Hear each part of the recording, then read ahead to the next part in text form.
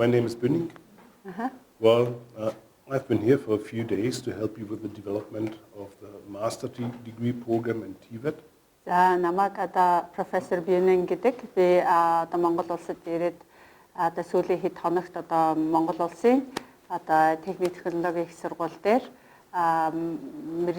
техникийн болон мэргэжлийн боловсролын сургалтын одоо багш бэлтгэх сургалтын одоо чиглэлээр одоо энэ зөвлөгөө өгөхтэй энэ үйл ажиллагаа одоо семинарын үйл ажиллагааг явуулж байна гэж. As far as myself is concerned, I'm a chair professor for technology and education. За би одоо сургуулийнхаа технологи болон боловсролын одоо сургуулийнх нь одоо юу багш юу гэвэл эрхлэгч тийм. To turn it into a more practical and less abstract statement, I'm in charge for TVET teacher training programs at Магдебург University. За тэгээд энэ Магдебург гэдэг их сургуулийнхаа одоо мэргэжлийн боловсролын багш бэлтгэх сургалтыг одоо хариуцсан одоо ажилдаг. Одоо өөрөөр хэлбэл энэ онл практикийг хослуулан одоо ингэж бэлтгэх ажлыг хариуцдаг одоо энэ ажилтай хүн байна. At the same time, I'm also the dean of the faculty for humanities. За дээрээс нь би одоо сургуулийнхаа Хүмүүнлэгийн салбарынх нь одоо хичээлийн эрхлэгч дин эрхлэгч гэдэг лөө одоо декан гэсэн үг декан хүн байна гэж. As far as my presentation for today is concerned, this pretty much links up what I'm doing with my chair work. За одоо өнөөдрийн заах гэж байгаа миний одоо хичээл бол одоо яг миний энэ ахалж хариуцдаг одоо ажлын маань одоо нэг хэсэг байгаа. Одоо би яаж энэ тал дээр одоо ахалж ажилладаг ажлын маань нэг хэсэг байна гэж. My brief lecture for today is called Integration of Digitalization into TVET Teacher Training. За тэгээд өнөөдрийн та бүхэн төлөвлөх одоо хичээл семинар байна, лекц байна болохоор техникийн болон мэргэжлийн боловсрол сургалтын багш бэлтгэх сургалт нь цахимжуулалтын хөтөлбөрт тийм ээ цахимжуулалтыг хэрхэн нэвтрүүлэх вэ гэдэг талаар байна. Meanwhile, digitalization heavily influences our entire life. It has influences on aspects of how we shape our life, how we communicate, how we work, and how we learn. За ер нь та бүхэн бүгд мэдж байгаа те дижиталчлал буюу одоо цахимжуулалт бол бидний амьдралыг одоо бүхэл хүрээнд маань нөлөөлж одоо нэвтэрч гүнзгий нэвтэрч байна. Одоо бидний амьдрал аж ахуйгаа яаж хөдөлж явах вэ те яаж юу одоо сурах ажиллах гэд бүхэл одоо талбарт маань гүнзгий нэвтэрж байгаа одоо ийм шин одоо орчин байна. And the education of future TVET teachers has to pick up this issue. За тийм учраас одоо ирээдүйн техникийн болон мэргэжлийн боловсролын сургалтын багш нарыг бэлтгэх одоо энэ сургалтын одоо хөтөлбөр байна. Энэ одоо асуудлыг яалтчгүй одоо өөртөө нэгтгэж оруулж одоо авч үзэх шаардлага зөв үесээр гарч ирж байна гэж. Well, I guess there's a wide-ranging consensus as far as the agreement is concerned that digitalization is a must for modern TVET teacher programs. За тийм учраас одоо дэлхийд даяар бүхэлдээ одоо энэ TVET буюу одоо мэргэжлийн боловсролын багш нарыг бэлтгэхдээ энэ дижиталчлал буюу цахимжуулалт бол заашгүй орох ёстой одоо юу гэдэг авч үзэх ёстой нэг одоо заашгүй хөтөлбөрийн маань нэг болж өгч байна. Even though that there's a consensus, the question is still how. How do we integrate it? За хэдийгээр тийм ээ одоо дэлхийн нийтээрээ одоо энэ чиглэлийн боловсролын байгууллагууд зайлшгүй одоо энийг оруулах нь зүйтэй юм а гэж одоо нэгдсэн зөвшөлдөж хүрж байгаа боловч яг бодит амьдрал дээр хэрхэн яаж энийг нэвтрүүлэх юм бэ гэдэг асуудал зүйсээр гарч ирнэ тийм.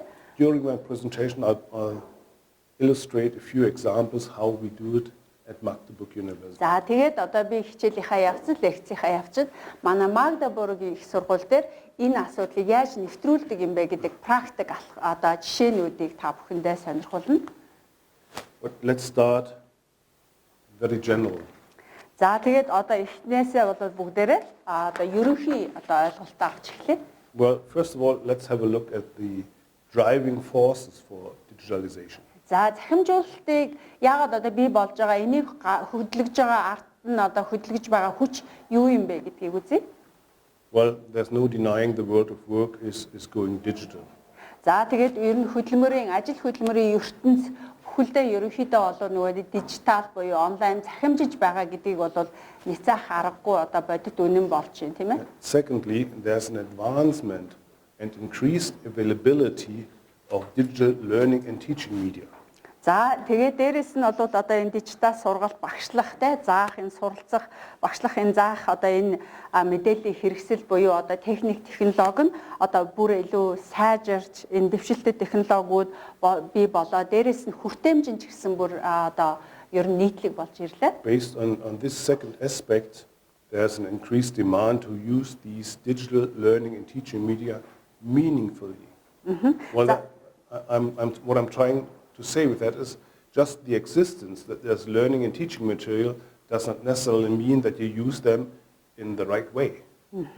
За тэгэхээр энэ хоёр дахь одоо миний хэлсэн энэ point-аас хэлсэн зүйлээс юу ургаж гарч ийнэ гэхээр за ийм дижитал одоо цахим технологи эднэр ингээ байж идэгэн байж. Гэхдээ энийг яг л хамгийн зөв зүйтэй аргаар хэрэглэхгүй юм бол одоо ямар нэгэн ач холбогдол байхгүй. Тэгэхээр зайлшгүй энэ одоо байгаа энэ ийм гарч ирж байгаа эрэлт хэрэгцээн дээр энийг яаж хэрэгжүүлэх вэ гэдэг асуулт бол гарч ирнэ.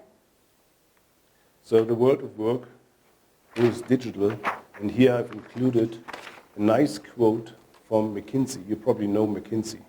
За та бүхэн McKinsey гэж энэ одоо судлаачийг хэлсэн бай мэддэг бах уншсан бах. Тэгэд энэ хүний хэлсэн одоо нэг юм ишлэл байна. We are only starting to capture the opportunities for digitalization or digitalization economies and at the sector and at the company level. За энэ хүн what it basically says, all different levels of economy will be affected, heavily affected by economy, and the speed of effect will even increase. За энэ дээр сая хэл уншлаа тийм ээ бид зөвхөн салбарын болон компани төвшөнд л эдийн засгийн дижиталчих боломжуудыг одоо барьж авч эхэлж байна гэж тэгж одоо энэ McKinsey гэдэг энэ хэлсэн хүний энэ үг байна. Тэгээ энэ дээрээс юу одоо ерөнхийд нь юу ойлгож болох вэ гэхээр эдийн засаг бүхэлдээ одоо энэ дижиталчлалд одоо өртөж үр нөлөөллийг авч ийна. Тэгэхээр одоо бүхэлдээ эдийн засаг маань энд одоо үр нөлөөг нь одоо хүртэж байна гэсэн утгыг гарч байна. The challenge is digitalization must be reflected in our teacher training programs. За тэгэхээр эндээс биднэрт ямар сорилт гарч ирж байна вэ гэхээр одоо энэ мэргэжлийн боловсролын багш нарыг бэлтгэхдээ бид нар энэ дижиталчлал энэ цахимжуулалтыг яаж одоо нэвтрүүлэх вэ? Энийг одоо бид нар ажил одоо юу гэдэг заахын ажилдаа бол нэвтрүүлэх зайлшгүй шаардлагатай. Гэхдээ яаж? But digitalization must be embedded in the vocational domain, because digitalization comes in very different forms and shapes, and it differs from the vocational domain from one to the other. I'll give you an example. За тэгэхээр нөгөө нэг энэ дижитал цахимжуулалтыг одоо утга учиртаагаар хэрэгжүүлэх зайлшгүй шаардлага гарч ирж байна те. Тэгээ тэр дотроо энэ дижиталчил чинь маш өргөн хүрээний зүйл учраас мэргэжлийн боловсролын сургалтандаа нэвтрүүлэхдээ бас эн чинь яг энд оруулж нэвтрүүлэхдээ бас өргөн хүрээтэй дотроо мэргэжлийн боловсрол дотроо ч гэсэн одоо нөгөө нэг мэргэжлээшээ шалтгаалаад бас энэ нь өөр болж ирж байгаа. Тэгээ тэрийг нь би та бүхэнд бас жишээгээр хэлнэ гэж. Let's take the examples of the domain of health and nursing and the domain of production. За одоо хэдүүлээ одоо энэ дижиталчлалын нэг одоо домен буюу чиглэл нь одоо эрүүл мэнд те одоо нөгөө нэг асарга сувилгааны одоо юун дээр яаж гарч ирж байна гэдгийг харъя. Нөгөө талаас in both areas we find just recently new elements of digitalization, but in detail they differ to a great extent. By ignoring the differences, digitalization becomes meaningless if you're just talking about at a very general level. Тэгээд энэ эрүүл мэнд болон одоо энэ асаргаа сувилгааны нөгөө production буюу үйлдвэрлэлтэй ингэж холбож авч үзэж байна. За тэгэхээр энэ дээр гараад ирэхээр энэ шинэ элемент энэ зүйлийг яг нөгөө нэг бодтоогоор утга учиртаагаар хэрэглэж нэвтрүүлэхгүй бол одоо үүний утга учир нь гарч ирэхгүй гэсэн. So here are some examples from our bachelor programs for teaching. here mechanical engineering, and we have included here a new model which is called Introduction to Digitalization and Industry 4.0 Applications. За одоо жишээлхэд манай Магдебург их сургууль дээр бид нар бакалаврын төвшний ийм одоо нэг модуль хичээлийг оруулж ирсэн. Энэ юу вэ гэхлээр захимжуулалт ба үйлдвэрлэлийн танилцуулга 4.0 хэрэглээ гэсэн ийм одоо бакалаврын төвшний нэг ийм хичээл модуль хичээл орж ирсэн. Well, this is basically a content question. By digitalization challenges the content of your degree programs, and you probably must add new modules covering the new content. Тэгэхээр энд одоо нөгөө нэг агуулга талаасаа шин зүйл орж ирж байгаа учраас одоо нэг хөтөлбөртөө энэ агуулгыг одоо ингээд оруулж ир шингээх хэрэгтэй. And this is an example. It's just a new model. Тэгэхээр одоо ингээд шинэ модуль бид нар одоо ингээд сургалтынхаа хөтөлбөрт оруулж ирж байгаагийн нэг жишээ бол саяны энэ одоо модуль байна. And another new module is Foundations of Factory Automation. За бас нэг шинэ модуль бид нар оруулж ирсэн юу вэ гэхлээр одоо нөгөө нэг үйлдвэрлэлийн автоматжуулалтын үндэс гэсэн одоо ийм модуль байна. Well, these are two examples how we integrated new aspects into our program by just adding some modules. Тэгэхээр энэ юу вэ гэхлээр энэ шинэ аспектын шинэ талуудыг бид нар энэ хоёр модулаараа яаж энэ зүйлийг одоо ингээ өөрсдийнхээ сургалтанд нэвтрүүлж байгаагийн хоёр жишээг дуртахад одоо энэ байна гэж. Yet this is probably the simplest way of integrating digitalization. Тэгэхээр энэ бол одоо нөгөө нэг дижитал буюу цахимжуулалтыг өөрсдийнхөө хичээлийнхаа хөтөлбөрт ингэж оруулж ирж байгаа интеграц хийж одоо оруулж уялдаж холбож өгж байгаагийн нэг жишээ маш энгийн нэг жишээ байна. Хоёр жишээг дуртахад ийм байна. Well, when we have a look at the advancement and increased availability of digital learning and teaching material, we realized that approximately 10 years ago, we had a high density of innovations and inventions based on digital learning. За тэгээд одоо энэ дижитал сургалтын болон сургалтын материалын дэвшилтэд энэ хүртээмжийг нэмэгдүүлэх энэ зүйл дээр гаргаж ирсэн зүйл нь юу вэ гэхээр сүүлийн 10 жилийн хугацаанд бол одоо дижитал контент одоо маш одоо тэр талдаа маш ихээр одоо нэмэгдсэн байна гэдгийг харуулж байна. I'm not going into detail here, but all the dots stand for an invention, and all these inventions 10 years ago, they are just becoming into power, into practice now. It takes the time, and they are growing into our lives now. За тэгэхээр би энэ одоо график дээр детальчлаа тайлбарлахгүй гэхдээ тэнд одоо зааж байгаа зөндөө олон одоо цэгүүд байна шүү дээ. Энэ юу вэ гэхээр одоо сүүлийн одоо өнгөрсөн 10 жилийн хугацаанд бий болж одоо шинээр бүтээн байгуулагдсан шинэ одоо инновац бүтээлүүд те тэгээд энэ бүхэн чинь өнөөдөр бидний амьдралд нэвтрээд тодорхой цаг хугацаа бол мэдээж авна шүү дээ. Тэгээ энэ тодорхой цаг хугацааны хувьд өнөөдөр одоо бидний амьдралын хэрэглээ болоод нэвтрээд ингээ явж байна. So when here we start with the interesting point. So the interesting point is that there's an advancement and increased availability of digital learning and teaching material. And when you look at тэгэхээр эндээс бид нар бас нэг шин зүйлийг олж харах хэрэгтэй. Өөрөөр хэлбэл одоо энэ дижитал сургалтын болон сургалтын материалын энэ дэвшилтэд энэ хүртээмжтэй байдал нь одоо шинээр биднэрт одоо юуг нэмсэн бэ гэхлээр in 2019 approximately 70% of US companies offered learning opportunities via smartphones. Everybody nowadays has a smartphone, and this is also a learning tool, but it must be recognized as a learning tool. За тэгэхээр жишээлбэл одоо 2019 онд одоо энд бичсэн байна те Америкийн нэгдсэн улсын компаниудын 67% нь ухаалаг утсаараа дамжуулан суралцах боломжийг одоо хүмүүс санал болгосон байна. Тэгэхээр одоо өнөөдөр гэхэд бүх хүн смарт утастай ухаалаг утастай болсон байгаа те. Тэгэхээр ухаалаг утас гэдэг бол бас нэг суралцах арга хэрэгсэл юм а гэдгийг өнөөдөр хүлээн зөвшөөрөх одоо цаг болцсон гэсэн сургуулийн байгууллагууд те. And the challenge here is we must prepare our future TVET teachers to actively use and enhance digital learning media. So that is the challenge. Just that the media is there does not automatically mean that you use it.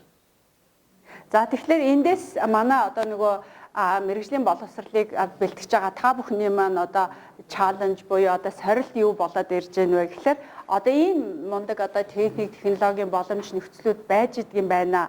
Гэхдээ багш нарыгаа эндээ бэлтгэж одоо мэдлэг мэдээлэл энэ хүртээмжийг сайжруулахгүй болвол одоо биднэрт одоо эн чинь тулгымцсан асуудал болоод байна гэдэг ийм асуудал гарч ирж.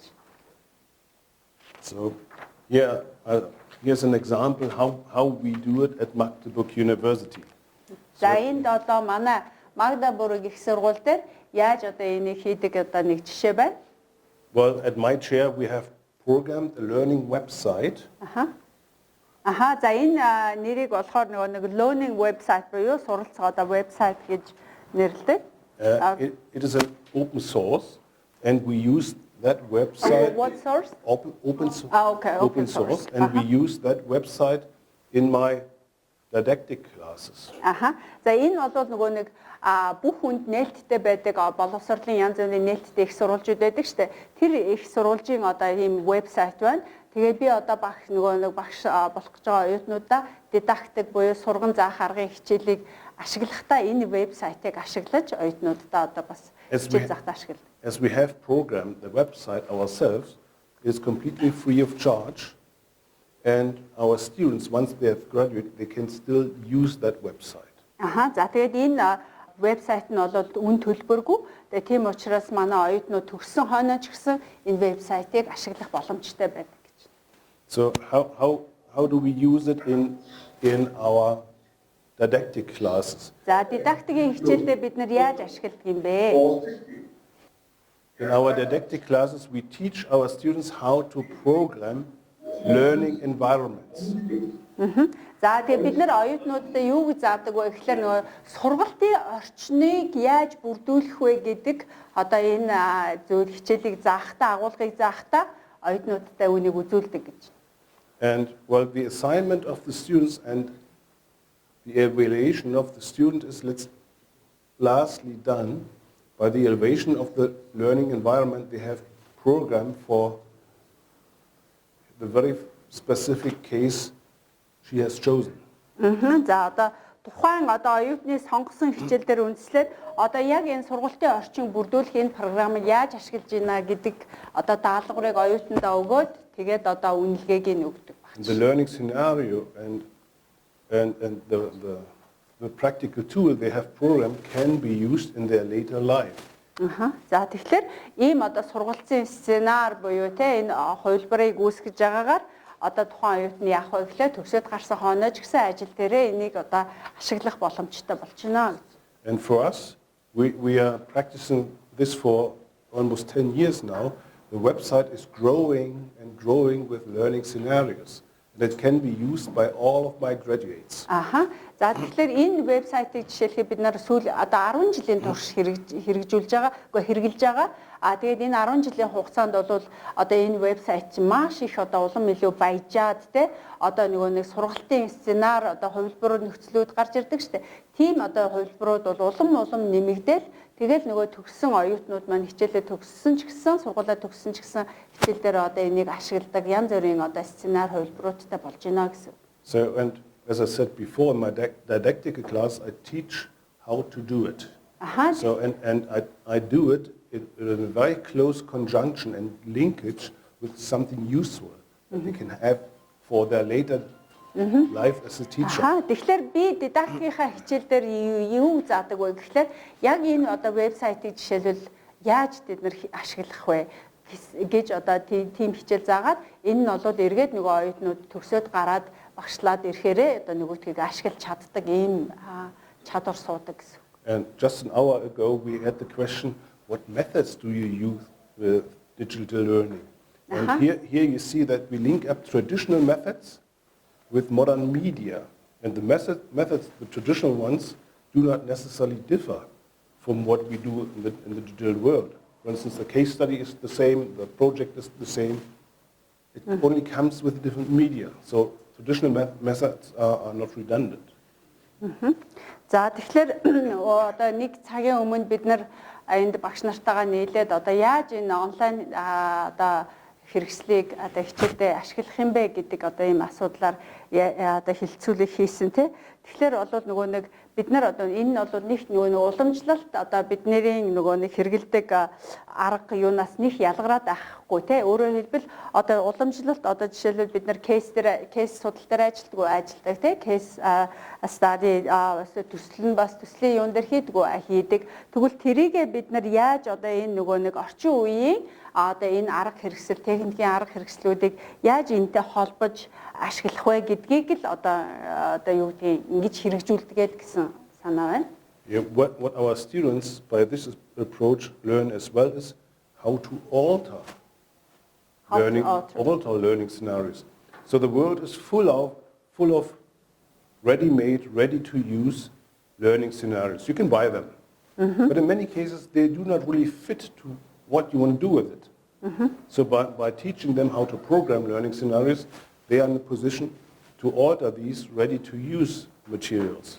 Бид нар одоо яг нэг оюутнуудаа юу заадаг вэ гэхлээр одоо энэ нөгөө нэг сургалтын одоо энэ сценари янз бүрийн хувилбаруудыг те яаж одоо яг өөрсдийнхөө одоо ажил дээр илүү яг яаж ингэж нэвтрүүлэх юм бэ, яаж ашиглах юм бэ, яаж тэрийг одоо өөрчилж тэрглэх юм бэ гэдгийг зааж өгдөг. Ягаад гэхлээр бүх нөгөө сценар чинь одоо тухайн хүний хүссэн юунд одоо тохирохгүй байж болно шүү дээ. Тэгээ тийм учраас тэрийг нь яаж өөрчилж, alter хийж яадаг вэ гэдгийг нь бас заадаг гэж.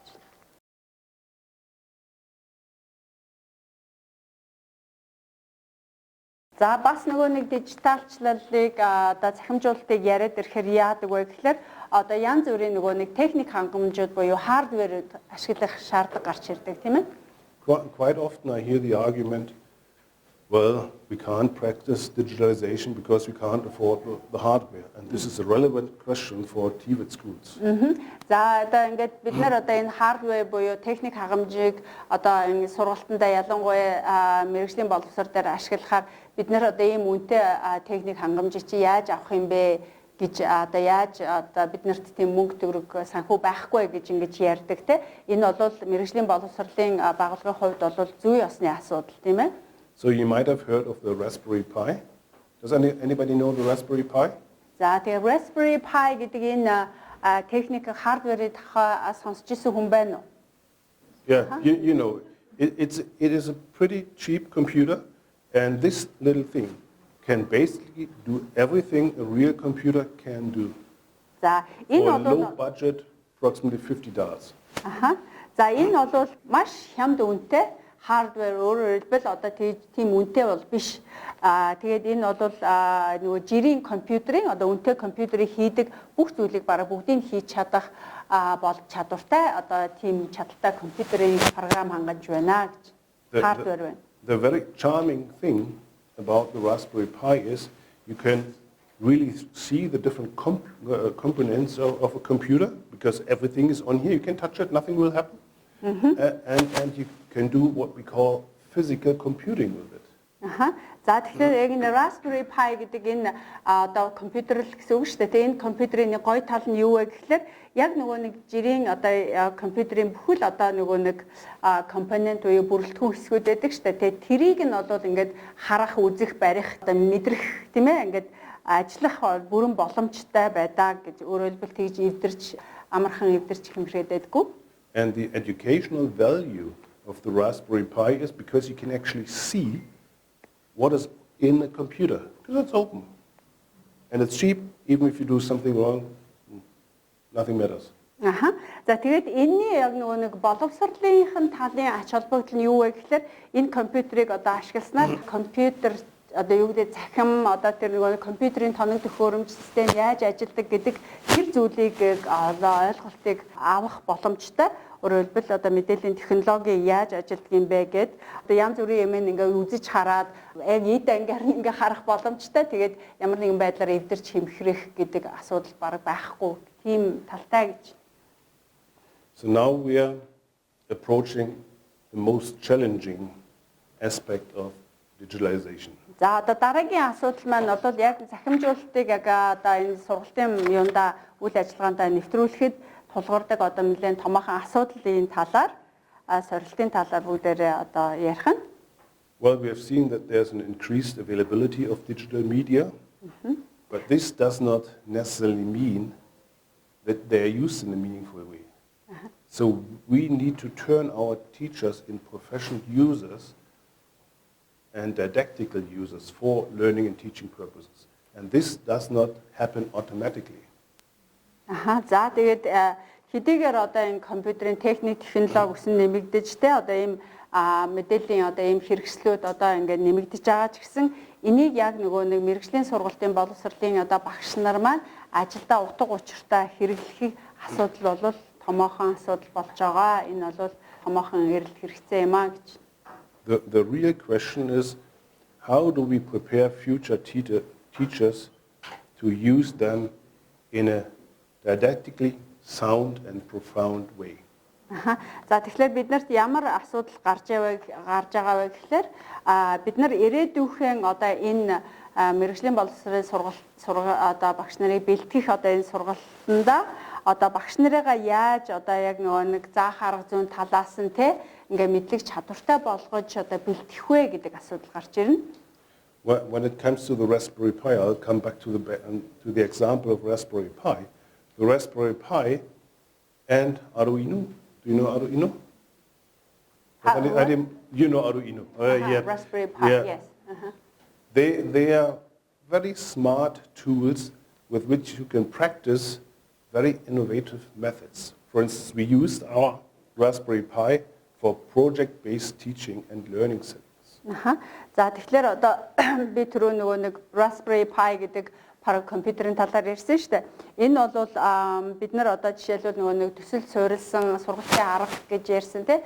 Тэр аргаа одоо ашиглахад одоо маш тийм инновацлог, шинэлэг одоо тийм арга хэрэгсэл, ухаалаг арга хэрэгсэл болж өгдөг. Тэгээ бид нар яг энэ чиглэлээр бид нар ашигладаг гэж. They can also be used for very learner-centered approaches. Learner-centered means they really can do something with it.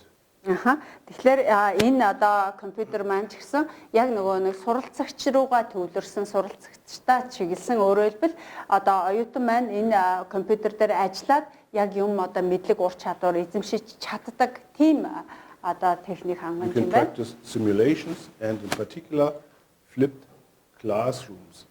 Flipped classrooms means the linkage between different learning sites.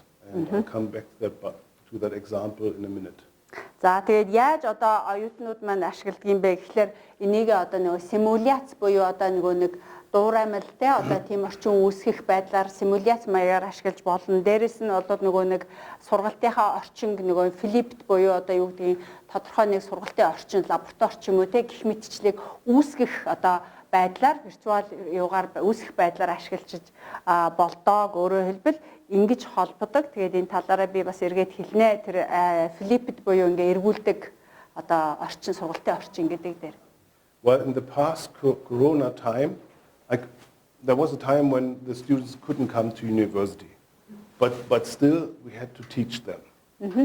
So students cannot come or could not. Okay. За тэгэхээр нөгөө нэг оюутнууд заримдаа одоо хичээлдээ ирэх боломжгүй болдог шүү дээ тий. Тэгээ тэр нөхцөл бас энийг ашиглах боломжтой гэж байна. Luckily we had enough Raspberry Pis and every student got a Raspberry Pi.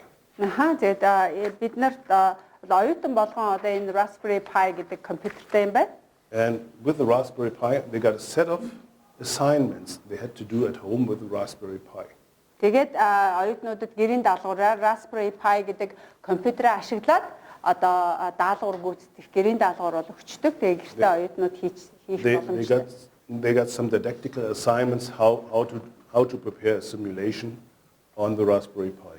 За тэгээд оюутнууд маань одоо жишээлбэл Raspberry Pi гэдэг компьютерээ ашиглаад яаж одоо нөгөө нэг заах аргын одоо дидактикийн одоо ийм хичээл бэлтгэх вэ гэдэг даалгавар хийдэг жишээ. And we had agreed up in working times when the students had to work at home and I was at university and from my university computer I could see what they are really programming and didactically designing there. I had access to their Pi.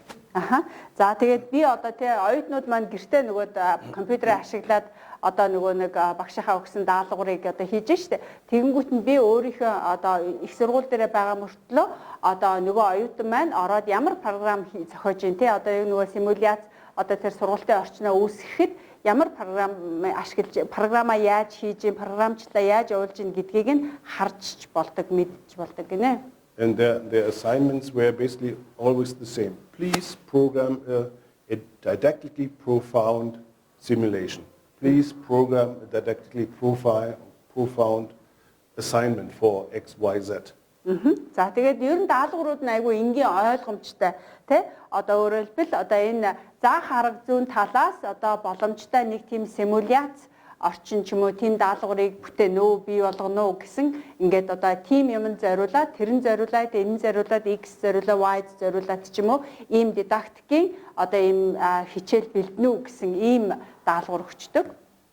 And while I could give them immediately feedback what was good and what was less profound in their developments. За тэгээд багшийн зүгээс бол те яг нөгөө хүүхдийн хийсэн оюутны хийсэн одоо нөгөө нэг сурган заах арга зүйн чиглэлийн одоо ийм симуляц хичээл дээр нь одоо яг сурганы талаасаа энэ болж нь болохгүй байна гэдэг энэ шууд одоо нөгөө нэг санал сэтгэлийг шүмжийг одоо өгөх боломжтой.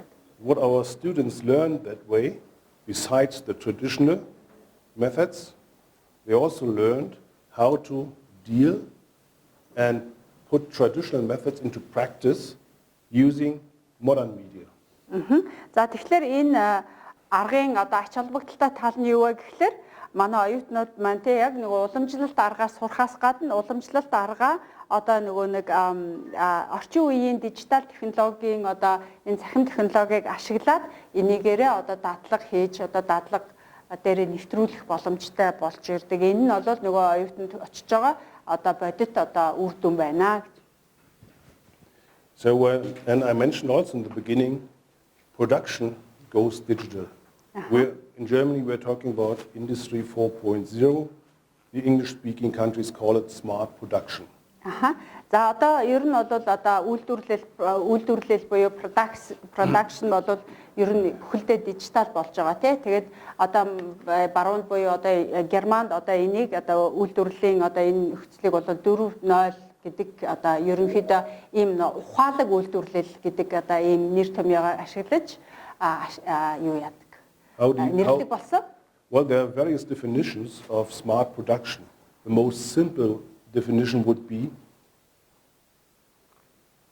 digital media is used to store production data in a cloud. So all the data you need to produce X, Y, Z is stored in a cloud and you call it once you need it. За тэгэхээр энэ одоо яг уу энийг смарт ухаалаг үйлдвэрлэл гэх мэтчлэн янз янзын нэр томьёогоор нэрлэдэг. Гэхдээ гол цаана байгаа санаа нь юу вэ гэхээр одоо ямарваа нэгэн зүйлийг үйлдвэрлэхдээ чи одоо тухайн мэдээллийг одоо мэдээлэл нөгөө cloud үүлэн технологийн нөхцөлд ашиглаад хэрэгтэй үедээ тэрийг татаж аваад ашиглацдаг болж байна гэсэн үг. Өөрөөр хэлбэл ямарваа нэгэн зүйлийг бүтээхэд одоо тэр дата мэдээллийг ашиглаад хийцдэг болчихж байна гэж. And here we are touching again on a content issue. Our objective is to develop TVET teachers. За тэгэхээр энэ дээр биднэрт одоо нөгөө нэг агуулгын контентын нэг асуудал гарч ирж байгаа. Бидний гол зорилго бол мэргэжлийн боловсролын багш нарыг бэлтгэх гэдэг агуулга байгаа тийм. There's no way to avoid smart production in the future in the area of TVET. За тэгэхээр ер нь бол техникийн болон мэргэжлийн боловсрол дээр бол нөгөө нэг энэ дижиталчлал буюу одоо энэ цахимжуулалтаас зайлсхийх зугтах ямар ч арга бол байхгүй. Well, and when it comes to really show how smart production works, it can get very expensive.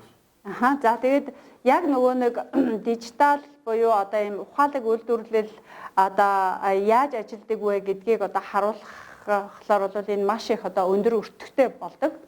Yet the Raspberry Pi has a very small and cheap extra device which is called the sandbox.